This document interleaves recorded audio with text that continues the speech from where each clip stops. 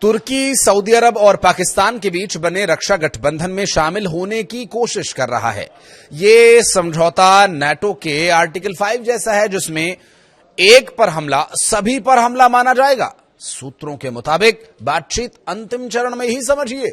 Saudi की आर्थिक ताकत, पाकिस्तान की परमाणु क्षमता और तुर्की की सैन्य विशेषज्ञता मिलकर के मिडिल ईस्ट और दक्षिण एशिया में शक्ति का संतुलन बदल सकते हैं।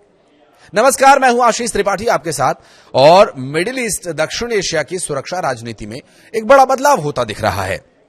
दरअसल जो सऊदी अरब पाकिस्तान के नेतृत्व में इस्लामिक नाटो के खिलाफ था, अब सऊदी अरब तुर्की के साथ समर्थन करता दिखाई दे रहा है। वो कैसे, बताते हैं आपको।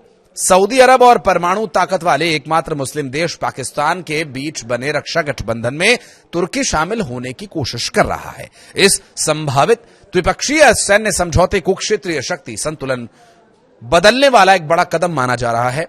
दरअसल इजरायल को मिडिल ईस्ट में काउंटर करने के लिए यह जरूरी भी है। ब्लूमबर्ग की रिपोर्ट के मुताबिक तुर्की के इस गठबंधन में एंट्री को लेकर बातचीत काफी आगे बढ़ चुकी है और समझौता पूरा होने की पूरी संभावनाएं हैं। यह रक्षा समझौता सितंबर 2024 में सऊदी अरब और पाकिस्तान के बीच हुआ था, जिसमें कहा यह गया था कि किसी एक देश पर हमला सभी पर हमला माना जाएगा। जैसे यूरोपीय नाटो होगा, आपने देखा ही होगा, सुना ही होगा।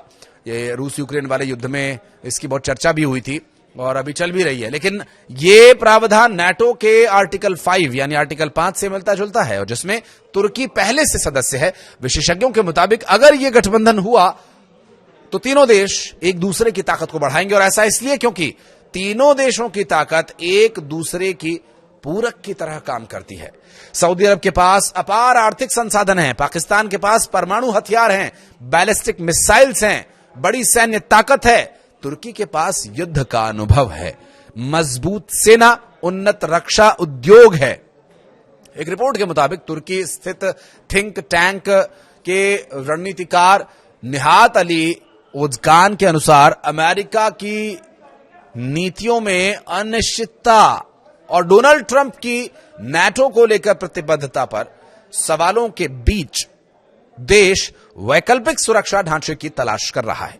यह कदम तुर्की और सऊदी अरब के रिश्तों में आए बड़े बदलाव को भी दर्शाता है और लंबे समय तक सुन्नी दुनिया की अगुवाई को लेकर दोनों में टकराव रहा है, लेकिन अब दोनों देश रक्षा और आर्थिक सहयोग बढ़ा रहे हैं। हाल ही में तुर्की में दोनों देशों के बीच पहली बार नौसैनिक वार्ता भी हुई, तो वहीं दूसरी तरफ तुर्की और पाकिस्तान के बीच पहले से गहरे सैन्य संबंध हैं। तुर्की पाकिस्तान के लिए युद्धपोत बना रहा है, उसके F-16 लड़ाकू विमानों को अपग्रेड कर चुका है और ड्रोन तकनीक भी साझा कर रहा है। अब तुर्की चाहता है कि सऊदी अरब और पाकिस्तान उसके स्वदेशी 5वीं पीढ़ी के फाइटर जेट प्रोजेक्ट कान में भी शामिल हो। और ये बातचीत ऐसे समय में हो रही है जब पिछले साल ऑपरेशन सिंदूर के दौरान पाकिस्तान के कई सैन्य ठिकानों को भारत ने जोरदार हमला करके तबाह किया था। वहीं पाकिस्तान और अफगानिस्तान के रिश्ते भी बेहद तनावपूर्ण बने हुए हैं। तुर्की और कतर के बीच मध्यस्थता की कोशिश भी की जा रही है, लेकिन ये सब कुछ बेमाना साबित हुआ और तुर्की अब बातचीत करने से पीछे भी हटा। लेकिन अगर तुर्की इस रक्षा गठबंधन में औपचारिक रूप से शामिल हो जाता है तो ये सिर्फ मिडिल ईस्ट ही नहीं बल्कि दक्षिण एशिया और अफ्रीका में भी भू राजनयिक समीकरणों को नया आकार दे सकता है। आपको क्या लगता है कि पाकिस्तान के नेतृत्व में सऊदी अरब जब इस का हिस्सा बनने से इनकार करा था या पाकिस्तान के नेतृत्व के लिए इनकार करा था, तो क्या वो तुर्की का नेतृत्व स्वीकार करेगा और क्या इस्लामिक नाटो भारत के लिए संकट बन सकता है? जबकि सऊदी अरब भारत का बहुत अच्छा दोस्त है। तो दोस्ती पहले आती है या मजहब?